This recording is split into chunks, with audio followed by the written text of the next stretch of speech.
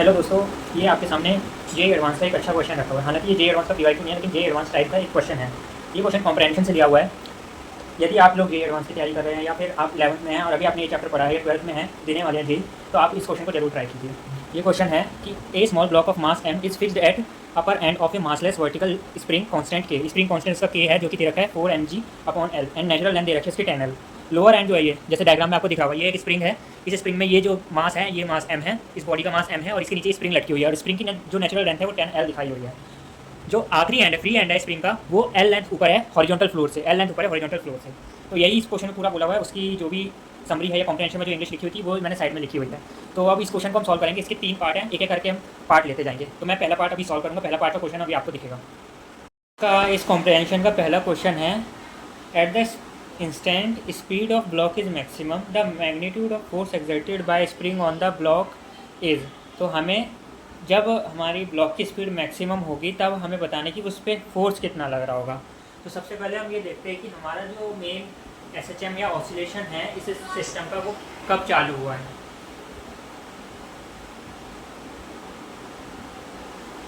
तो ये जो हमारा मास है जब हमारा ग्राउंड को टच करना शुरू करेगा वहाँ पे जाके इसका SHM वगैरह चालू होगा, यानी कि जब वो अपनी L लेंथ को कवर कर लेगा। L लेंथ नीचे आ जाएगा, जब ये L लेंथ जैसे नीचे गिर जाएगा, जब ये L लेंथ नीचे गिर जाएगा तो इसकी हम इनिशियल स्पीड क्या ले सकते हैं, L लेंथ नीचे आने के बाद इसकी स्पीड हो जाएगी √2GL। इसकी इनिशियल स्पीड L √2GL हो जाएगी। तो अब यहाँ से हमारा ये कंप्रेस होना शुरू होगा। हालांकि ये इसकी मैक्सिमम स्पीड नहीं है। मैक्सिमम स्पीड के लिए हमें क्या करना होगा, किसी इंस्टेंट पे जाके मान लेते हैं ये हमारा यहाँ से शुरू हो रहा है, यहाँ पे इसका SHM वगैरह, तो इस इंस्टेंट से जाके किसी x इंस्टेंट पे, मतलब किसी x वैल्यू पे, किसी x लेंथ पे जाके इसका कुछ मैक्सिमम स्पीड होगा। तो वो हम मान लेते हैं। यहाँ पे इसकी स्पीड होगी v। तो v को हम कैसे लिख सकते हैं, हाफ mv²। हम लोग energy of conservation of momentum इस्तेमाल कर रहे हैं इन दोनों पॉइंट्स के लिए। तो इस टाइम पे इसके पास 3 टाइप की एनर्जी होंगी, एक काइनेटिक एनर्जी, दूसरी पोटेंशियल एनर्जी ऑफ स्प्रिंग, तीसरी potential energy of gravitational potential energy of block. तो ये 3 टाइप की एनर्जी होंगी। हम इसका दोनों तरफ इक्विवेलेंट करेंगे। तो इस जगह पे ये टोटल लेंथ कितनी हो गई, अब 10L हो गई है। और ये अब यहाँ पे कितनी बची हुई है, 10L - x बची हुई है ये लेंथ। तो अभी हम लोग एनर्जी कंजर्वेशन का इस्तेमाल करके हम वेलोसिटी के बारे में लिखेंगे कि वेलोसिटी कैसे आ सकती है। हालांकि मैं बताऊं तो यहाँ पे वेलोसिटी मैक्सिमम कब होगी, जब इसका डिफरेंशिएशन 0 होगा। और डिफरेंशिएशन क्या होता है हमारा, मतलब एक्सेलरेशन जब 0 होगा। कहने को मैं ये डायरेक्टली एक बार मैं यहाँ लिख सकता हूँ, लेकिन अभी मुझे इसके आगे के पार्ट में भी इसकी ज़रूरत है, इसलिए मैं यहाँ पे ये एनर्जी कंजर्वेशन की इक्वेशन भी लिख रहा हूँ साथ साथ। चलो इसको इसी से सॉल्व कर देते हैं एक यहाँ से, कि जब हमारा मैक्सिमा या मिनिमा के लिए कोई भी कंडीशन चाहिए होती है तो हम लोग उस फंक्शन को डिफरेंशिएट कर देते हैं विद रिस्पेक्ट टू या टाइम या जो भी फंक्शन हमारा, जो भी उसके अंदर वेरिएबल हो। तो यहाँ पे हमारा वेलोसिटी टाइम का फंक्शन रहेगा। तो यहाँ पे क्या करेंगे हम लोग, पहले इस ब्लॉक के ऊपर नेट इक्वेशन लिखेंगे कि इसको फोर्सेस कौन कौन सी लगनी शुरू होगी।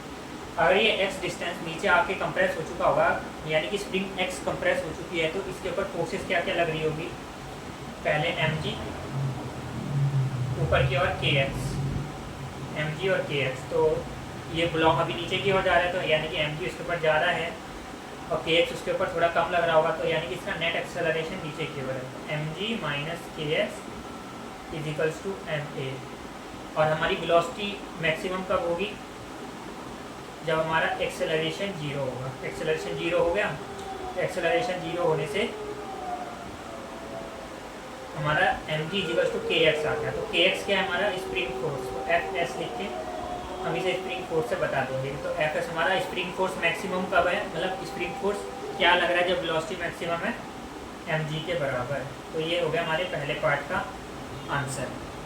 दूसरे पार्ट के लिए भी मैं यहाँ से एक हिंट छोड़ रहा हूँ। अभी मैं दूसरे पार्ट का क्वेश्चन लिखूँगा, पहले मैं यहाँ पे ये पूरी कंजर्वेशन की इक्वेशन लिख लेता हूँ। तो हाफ mv² प्लस इस पॉइंट पे mg कितनी ऊंचाई है इसकी ग्राउंड से, 10L - x। मैं ग्राउंड के रिस्पेक्ट में ले रहा हूँ, पूरा जो ले रहा हूँ, प्लस इधर और हाफ kx², क्योंकि स्प्रिंग x लेंथ में वो अपने कंप्रेस हो चुकी है, तो उसकी एनर्जी होगी हाफ के एक्स स्क्वायर इस पॉइंट ऑफ टाइम पे। तो अब इधर लेंगे हम लोग mg 10l और इनिशियल इसकी स्पीड थी हाफ mu स्क्वायर। तो ये हमारी कोई मतलब कुछ इक्वेशन तैयार हो चुकी है। इससे भी हम लोग यहाँ पे इसको डिफ्रेंशिएट करते हैं क्योंकि ये कांस्टेंट है, ये जाता है, ये कांस्टेंट है, ये जाता है, सिर्फ यहाँ से ये बचता है, ये बचता। और यहाँ पे भी हमारे को पता चल जाता है कि वेलोसिटी किस टाइम किस डिस्टेंस पे मैक्सिमम होगी। हाँ, यहाँ पे डिस्टेंस पता चलता है, यहाँ से एक्सेलरेशन से अपने डायरेक्टली निकाल लिया है। तो मैं अभी अगला पार्ट यहीं पे लिख देता हूँ क्या है, क्योंकि अगला पार्ट भी यहीं पे इतने में सॉल्व हो जाएगा। तो अगला पार्ट है कि जैसे जैसे ब्लॉक नीचे आता जाएगा तो उसकी मैक्सिमम स्पीड कब होगी, मतलब उसकी मैक्सिमम स्पीड क्या होगी वो हमें बतानी है। तो मैक्सिमम स्पीड के लिए हम क्या करेंगे, ये तो हमारा ऑलवेज हमारा वैलिड है, किसी भी पॉइंट पे किसी भी एक्स पॉइंट पे जितने भी ये नीचे आ जाए। तो हम क्या करेंगे, इसी इक्वेशन को डिफरेंशिएट कर देंगे। ये v तो एनी टाइम की स्पीड है, तो इसी को डिफरेंशिएट करेंगे। पहले इसे हम लोग एडजस्ट करके ढंग से लिख लेते हैं। Half mv square plus mg 10l minus mg x plus half kx square is equals to mg 10l plus half mu square. तो mg 10l से mg 10l कट गया। यहाँ से जो वेलोसिटी की इक्वेशन आएगी मैं डायरेक्टली लिख देता हूँ। क्या आएगी, u square plus 2gx minus kx square bye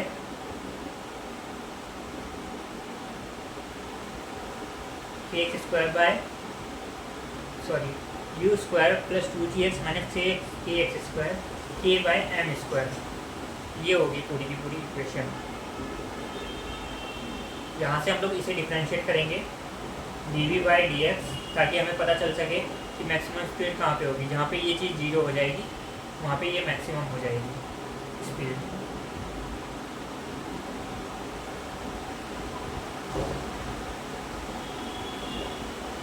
dv by dx 1/2 under root u square plus 2gx minus k by M X square.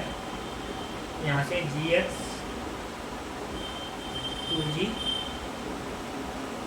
Minus 2k by M is equals to 0।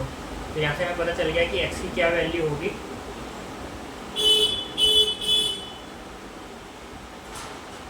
x की value होगी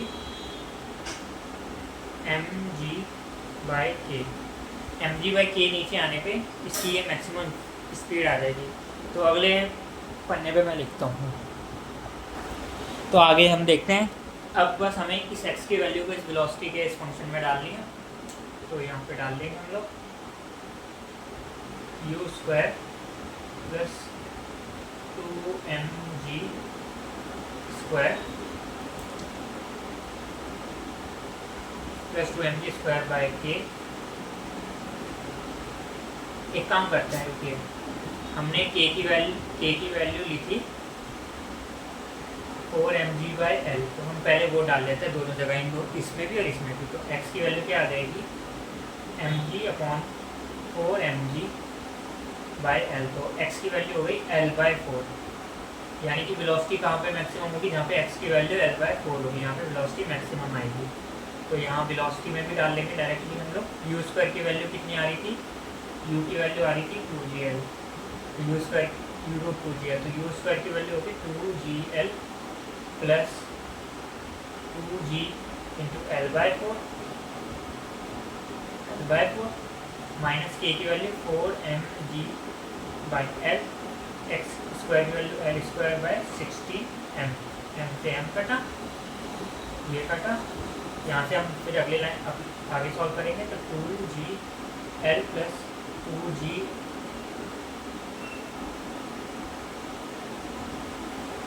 gl/4 minus sorry यहाँ पे gl/2 minus gl/4।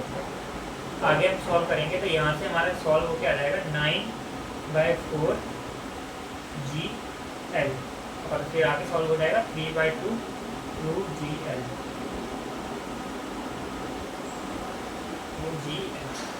तो यहाँ से velocity maximum की value कितनी आ गई 3/2√GL।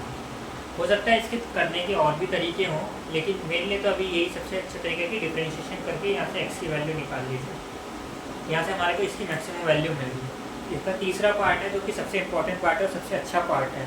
अगर ये क्वेश्चन होगा अच्छा तो उस पार्ट की वजह से अच्छा होगा। थर्ड पार्ट जो हमारा है वो ये कहता है कि जब तक ब्लॉक सबसे ज़्यादा मतलब जितना मैक्सिमम कंप्रेस हो सकता है, मैक्सिमम उतना कंप्रेस होने तक हमारा कितना टाइम होगा। कंप्रेस होने से ये मतलब है कि जैसे ब्लॉक हमारा नीचे आया, मैक्सिमम कंप्रेस हुआ, ये मैक्सिमम इसका कंप्रेस हुआ है, मैक्सिमम कंप्रेस आया। अब इससे ज़्यादा ये कंप्रेस नहीं हो सकता है।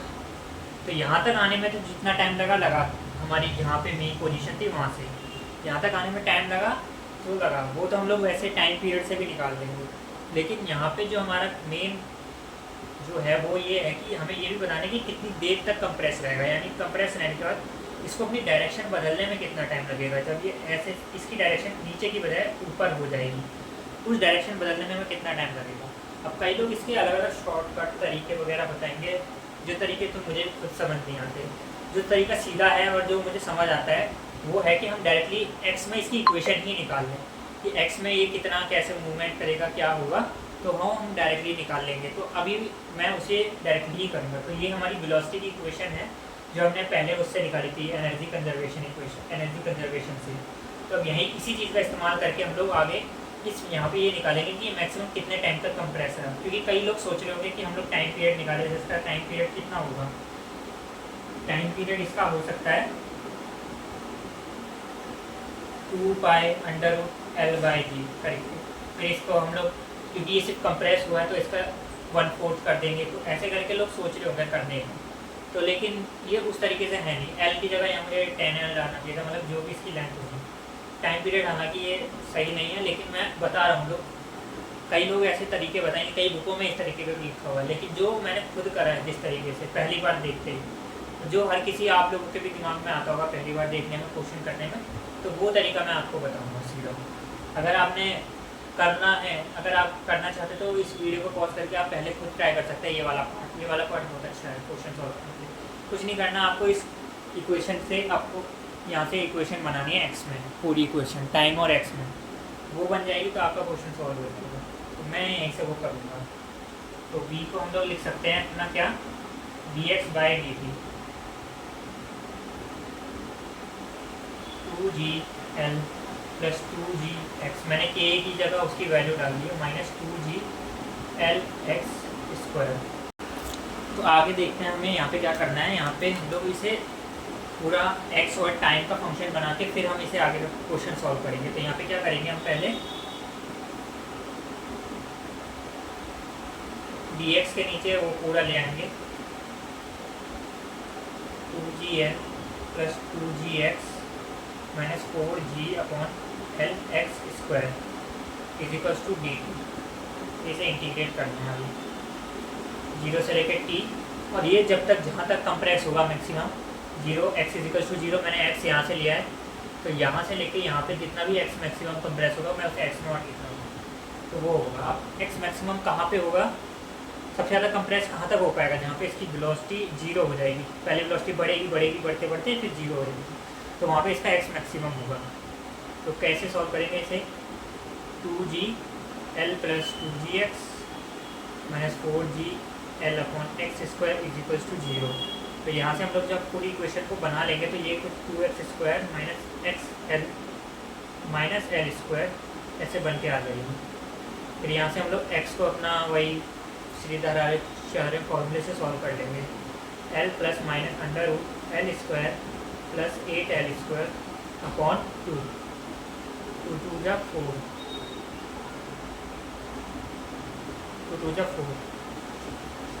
ठीक है। तो यहाँ से l ± 3L/4, तो यहाँ पॉजिटिव वाली वैल्यू लेंगे क्योंकि नेगेटिव में तो x जा नहीं सकता। तो यहाँ से 4L/4, यहाँ से तो L आ गई। तो यहाँ से x मैक्सिमम या फिर x0 कह लीजिए, वो आ गई हमारी 4। तो x0 की वैल्यू यहाँ 4 है, तो मैं डायरेक्टली 4 ही लिख देता हूँ। अब हमें यहाँ इंटीग्रेट करना है, तो मैं क्या कर रहा हूँ, पहले यहाँ से मैं ये जी वाली और एल वाली टर्म्स को अलग कर रहा हूँ। तो यहाँ से मैं एक्स के आगे कुछ नहीं रखना चाहता, कोई कोफिशिएंट। तो 4g/l को मैं पूरा अलग कर ले रहा हूँ। 0 से लेके l dx इंटीग्रेशन में ये l/2 हो जाएगा, ये x/2 हो जाएगा, lx/2 हो जाएगा, ये हो जाएगा ये l² plus lx/2 minus x²। यहाँ से मैंने कॉमन किया 4g/l और इस तरफ मैंने उसे मल्टीप्लाई करवा दिया। अब तो मैथ्स है। इसके बाद अगर आप चाहें तो यहाँ भी वीडियो पॉज करके इसका इंटीग्रेशन से पूरी इक्वेशन आप फॉर्म कर सकते हैं। साइन में ही आएगी इक्वेशन, क्योंकि ऑसिलेशंस की इक्वेशन साइनोसॉइडल होती है तो वो साइन में ही आएगी। तो आगे हम लोग सॉल्व करते हैं। एक मिनट में जावा बना देता हूँ। तो अब जो ये स्क्वायर रूट में है, इसको हम लोग पहले कंप्लीटिंग द स्क्वायर मेथड से पूरा एक अच्छे से फॉर्म में ले आते हैं। तो 0 से लेके dx, भाई जो एडवांस की तैयारी कर रहे हैं उन्हें अच्छा खासा इंटीग्रेशन वगैरह सब कुछ मैथ्स का तो आना ही चाहिए। फिजिक्स है ही क्या, मैथ्स है एक तरीके से देखी जाए तो। दूसरा सब्जेक्ट है मैथ्स का बस।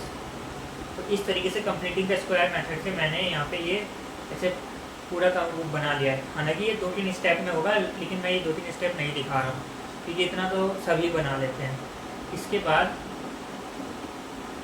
√4g/l dt 0 से लेकर t टाइम तक इसको इंटीग्रेट करना है बस। अब फिर इसके बाद हमारा क्वेश्चन सॉल्व हो जाएगा। तो ये हमारी इस टाइप की फॉर्म का पार्ट है। 0 से लेके मतलब इसे नॉर्मली मैं देखूँ तो इस इंटीग्रेशन को मैथ्स में सिखाया भी जाता है, dx/√a² - x²। तो इसका आंसर होता है साइन इनवर्स x/a। तो यहाँ पे हमारा x की जगह ये पूरा है x - l/4 है, a की जगह 9l/16 इस तरीके से पूरा बना हुआ है। तो इसको लिख लेंगे हम लोग डायरेक्टली, यहाँ तो है ही, यहाँ पे डायरेक्टली लिख लेते हैं साइन इनवर्स x - l/4 और ये 3l/4 का पूरा ये होल स्क्वायर लिखा हुआ है। तो 3l/4 0 से लेके l और ये √4gl और टाइम t जितना भी टोटल टाइम लगा हुआ कंप्रेस होने में। बस अब इसके बाद हमें इसकी वैल्यूज पुट करनी है और वैल्यूज पुट करके इसका आंसर आ जाएगा। तो चलिए हम आगे इसका क्वेश्चन सॉल्व करते हैं। तो यहाँ पे बस इसकी वैल्यूज पुट कर देते हैं। साइन इनवर्स l - l/4 कितना हो जाएगा 3l/4 और अपॉन में 3l/4 है ही, तो ये तो कट गया। माइनस साइन इनवर्स 0 - l/4 तो -l/4 upon 3l/4 is equals to 4gl/ under में ये है। तो यहाँ पे ये कितना आ गया साइन इनवर्स 1, ये यहाँ माइनस साइन इनवर्स l/4 से l/4 कट गया -1/3 इज इक्वल्स टू 4gl और ये 3। यहाँ पे क्या होगा साइन इनवर्स 1 तो हमारा π/2 होता है, माइनस साइन इनवर्स -1/3 को हम लोग प्लस साइन इनवर्स 1/3 भी लिख सकते हैं is equals to √4gl into time t। अब बस इसको इसके नीचे ले आना है, हमारा टाइम पीरियड आ चुका है। तो ये आ गया अपना π/2 l/4g plus √l/4g sine inverse 1/3। अब यहाँ से 4g से मैं यहाँ पे 2 दोनों में से कॉमन निकाल ले रहा हूँ रूट में से। तो π/4 √l/g l/4g साइन इनवर्स 1/3। तो ये इसका आंसर है। ये जो टाइम है 1 मिनट, हमारा टाइम यहाँ पे मैं लिख देता हूँ तब से, तो ये मुझे कुछ एक्सप्लेन करना है। π/4 √l/g plus √l/4g sine inverse 1/3। ये वाला जो टाइम है ये तो वो टाइम है जितने टाइम तक वो मूव करा है उसने नीचे की ओर, मूव डाउन, जितने भी टाइम तक वो इस ब्लॉक ने यहाँ तक आया है, समझ लीजिए यही वो पोजीशन है x0। तो यहाँ से लेके यहाँ तक ये आने में इतना टाइम है ये, प्लस ये जो टाइम है ये डायरेक्शन चेंजिंग का टाइम है, डायरेक्शन चेंज। तो यही इसका टोटल आंसर है। हालांकि जो ये क्वेश्चन जहाँ से मैंने लिया वहाँ पे 4 ऑप्शन थे, जो भी इस तरीके के मतलब इस तरीके से यहाँ टाइम पीरियड की वजह से ये चीज़ लिया था, क्योंकि ये ऑप्शन सिर्फ उस ऑप्शन में सिर्फ ये अलग अलग थे 4 क्वेश्चन, तो ये देख के भी टिक करा जा सकता था। हालांकि अगर एग्ज़ाम में आ जाता और चारों ऑप्शन एक जैसे होते तो पूरा इस तरीके से प्रॉपर तरीके से सॉल्व करता। कोई भी अच्छा खासा अगर कोई अच्छे से जे की तैयारी कर रहा हो तो उसके दिमाग में तो यही तरीका आएगा कि हम डायरेक्टली इक्वेशन ही फॉर्म करके कर लेते हैं। शॉर्टकट्स भी लगाए जा सकते थे, लेकिन मैंने पूरा प्रॉपर तरीके से सॉल्व करके आपको दिखाया है। अच्छा लगे तो ठीक है, आपको कैसा लगा वो बताना कमेंट करके ज़रूर। तो आज के लिए बस इतना ही।